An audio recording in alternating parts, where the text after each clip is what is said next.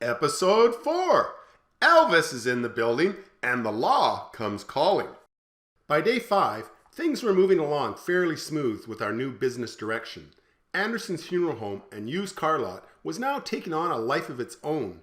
I finally got to spend some time with my other employee, Alvin Martin, the limo driver / mechanic and janitor. Quirky as fuck, about 28, and my first impression was he's kind of like Marvel's version of the Fonz, although I don't think he has a motorcycle, just a noisy old shitty Chevy pickup truck. He is out front of the office working on the back door of our limo. Hey Alvin, what you up to? Oh hi Mr. A, just trying to fix the door latch. It doesn't always close completely. That could be nasty, I respond, seeing in my mind a coffin bouncing down the road on Main Street. He tells me that he likes our new direction and has a few ideas of his own to put the fun back in funerals. I am thinking, oh no, here we go, nut bar shit I'm sure. He opens up his wallet and unfolds an old yellowed newspaper clipping. He hands it to me after gently opening it up. It's a picture of some guy looking like he's trying to imitate Elvis? That's me, Mr. Anderson. I even won a prize at the Summer Marvel Music Festival. That's where the picture was taken. Wow, I say, gently handing it back to the nut bar. My mom wanted to call me Elvis, but my dad put his foot down and said, no friggin' way, my son is going to be named after some ass-wiggling, hippy-dippy asshole. So they settled on Alvin instead. So you're named after a chipmunk? He gives me a blank look. Guess he never watched Saturday morning cartoons. My dad only liked good old boy country music, not even Garth Brooks. My mom is still Elvis crazy. She taught me so many Elvis songs, got me singing before I could even walk. Okay, that's cool, kid, but I got a shitload of work to do here, and it's been a busy week. So let's get to the point, will ya? Okay, like everybody around here loves Elvis. Well, except for my dad. And I was thinking, well, why don't we offer Elvis funerals? He smiles at me like a guy seeing his first pussy. I hesitate for a minute, and then I think, shit, that's not a bad idea. Elvis is still very popular on the prairies, even though he's been dead since '77. I wonder if he can actually sing. Somehow, I got a bad feeling about this. But what the hell, I will give him a break. I tell you what, Alvin, bring your guitar over to Leo's tonight at 7 and show me what you got, kid. Thanks, Mr. A. I'll be there. I need to see if he can do it in front of an audience, with no stage fright. Shit, that brings back bad memory. I grew up with a kid, Rick, whose parents had a pool table. He and I spent hours and hours playing pool. I got pretty good. I kicked Rick's ass pretty much whenever I wanted to. I had to let him win sometimes, or he probably would ban me from his house. Our local pool hall had a tournament with a $20 entrance fee with a $200 grand prize. I was thinking, wow, easy money. I thought most of the guys in the tournament would be old and drunk. Piece of cake. Boy, was I wrong. The first guy played was like 35-ish. Not that old anymore, Ben. Plus, he wasn't feeling any pain. We shook hands to start the game. I could smell beer on him. This was going to be a piece of cake. But shit, he won the shot closest to the cushion, so he chose to shoot first. He was actually swaying a bit when he took a shot on the break. That $200 prize money is going to be in my little pocket if this is my toughest competition. He sunk 3 balls on the break and then just carried on. He cleared the table and won the first game. I never even got a shot. The next game, I got to break. I missed the whole bloody triangle of balls. I simply set my cue stick on the table and walked out the door. I never touched a cue again. Go team sports, I say. And no, golf is another game only assholes play. It has been a busy week. Even my tequila level is below normal, but not by much. Leo and I are getting along real fine, and his profits are up. I go over to see Tina. She was on the phone, talking sad and serious. Yes, I think, money in the bank. It's great being the only funeral home in a 100-mile radius. My dear dead brother knew exactly why he bought this place. I waited till she was finished with the call. She hangs up and says, Yes, boss, another one bites the dust. Don't be so cold, I tell her. These are people after all. You are such an asshole. I have heard that a lot in my life, usually from females. Why is that? I smile my big best grin. She responds, Oh, you know why, Mr. Ben. The A in Anderson stands for asshole. Hey, I'm your boss. I can fire you, I shoot back. Not gonna happen, boss. Okay, you win. I need a few people to show up at your cousin's bar at 7 to hear Alvin do his Elvis thing. Have you ever heard this guy? I ask. What? Alvin sings? That's the first I've heard of it. I know his mother wanted to call him Elvis, but no, I've never heard him sing. Oh, that's not all true. He does whistle Elvis tunes when he drives a limo to the cemetery. Kind of creepy, really. What songs? I asked jokingly. Return to sender? Don't cry daddy? Crying in the chapel? The phone rings and interrupts our conversation. Tina picks it up. I listen in on the conversation, then realize we just got our first trade-in for a funeral. Tina hangs up and says with a smile, The lady wants to trade in her dearest husband's truck to help pay for his funeral. This is great! Our new business model is working! She gives me a high five. But before you go buy a new limo, she said it is his old truck, and he was 76. Doesn't matter. It's a start. I will go look at it tomorrow. If a truck runs around here, I can get $2,000 for it. I smirk. Or maybe we could take the trade-in on the other nut's live 83-year-old wife. Hey, you said he wants a truck. Maybe the old girl can cook and wax our cars and trucks. Mr. Ben, that is just plain mean. Only joking, Tina. Are you sure? I never know what's going to come out of your mouth next. Hey, call your mom and you two come over to Leo's at 7 tonight.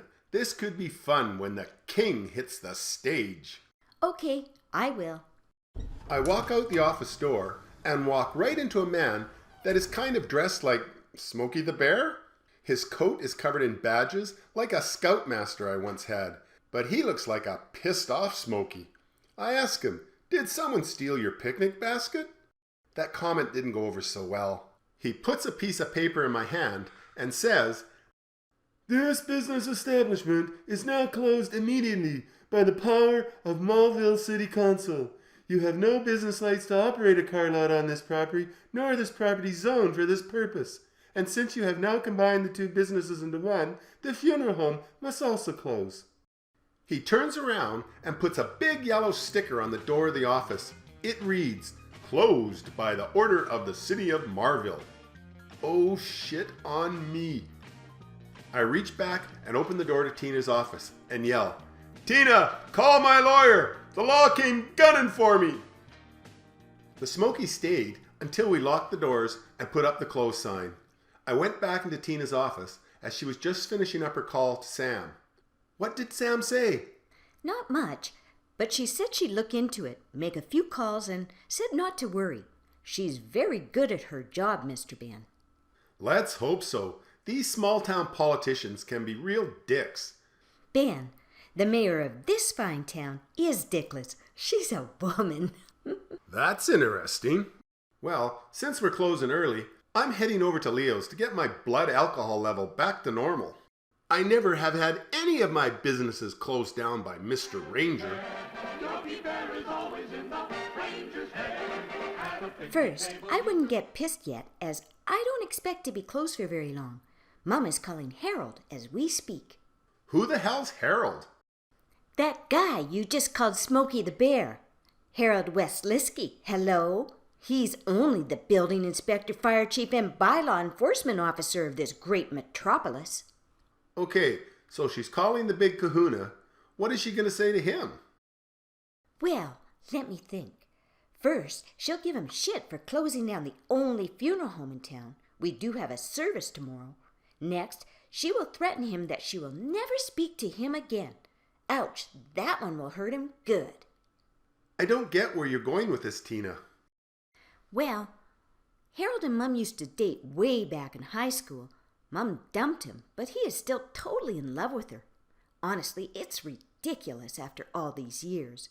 I just hope she doesn't have to sleep with him. Jesus, She would do that just to keep Anderson's open? You're shitting me, right, Tina? She shakes her head up and down very slowly. Fuck me. What did Albert hold over her? I think to myself. Before I can get out the door, the phone rings again. Tina answers. Hi, Mom. Okay. Will do.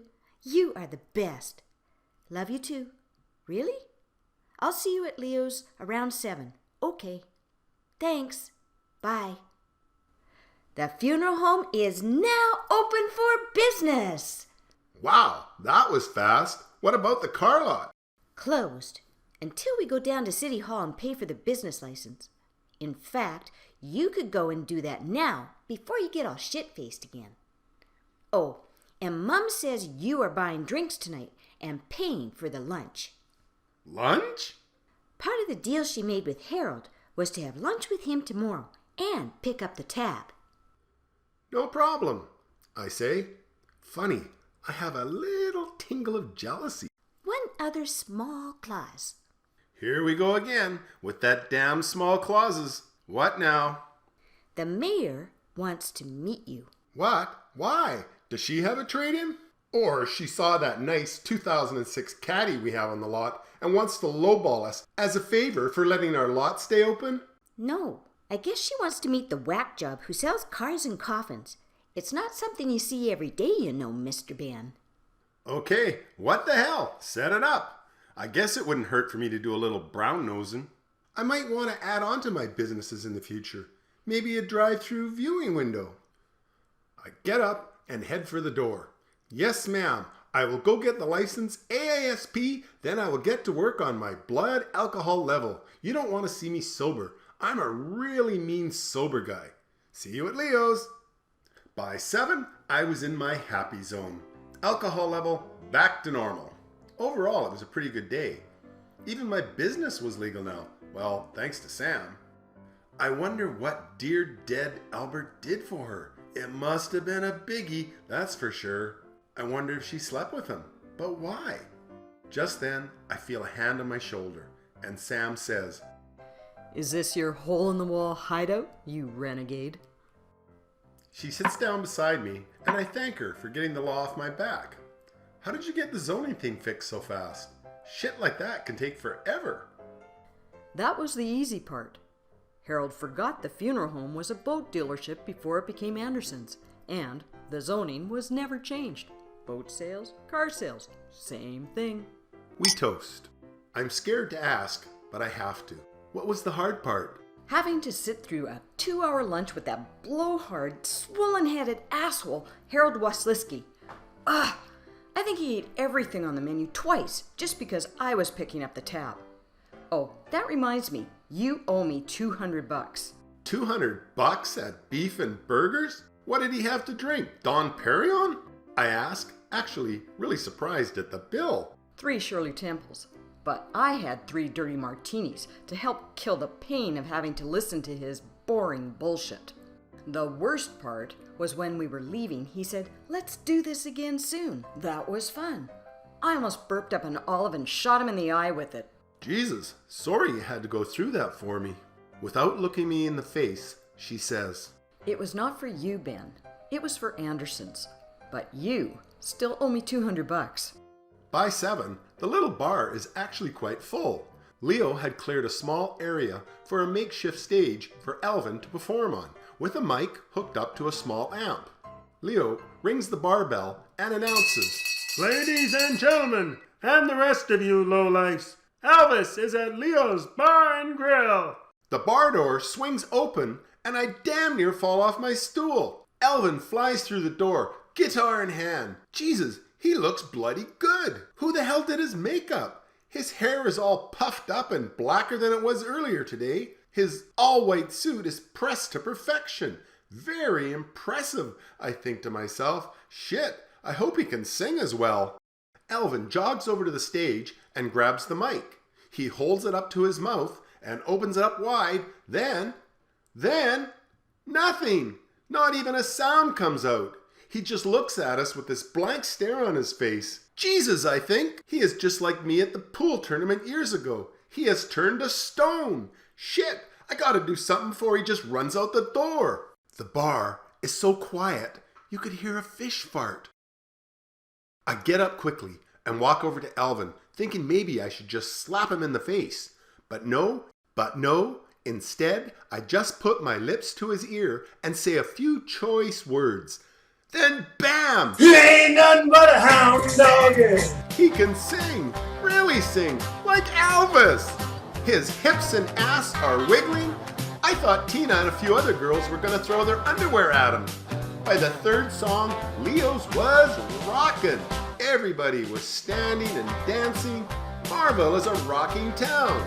We closed the bar down that night. Tina offered to drive her mom and I home because neither of us could, well, walk, let alone drive. She had spent more time dancing than drinking. Sam and I crawl into the back seat. She leans her head onto my shoulder. I see Tina eyeing us through the rearview mirror. Sam says in her inebriated voice, Okay, Mr. Big Shot, what did I...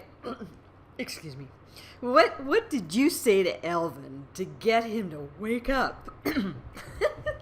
Well, I say, trying not to slur my words, I told him he was fired from Anderson's funeral home as of now if he didn't start singing this second. That's it? That's all it took? Wow. Well, I also told him I was going to rip off his little Elvin squirrely balls and shove them up his furry little butt. That part seems to have worked, I say proudly. My old man used to say, sometimes just the threat of a little violence is required to get the job done.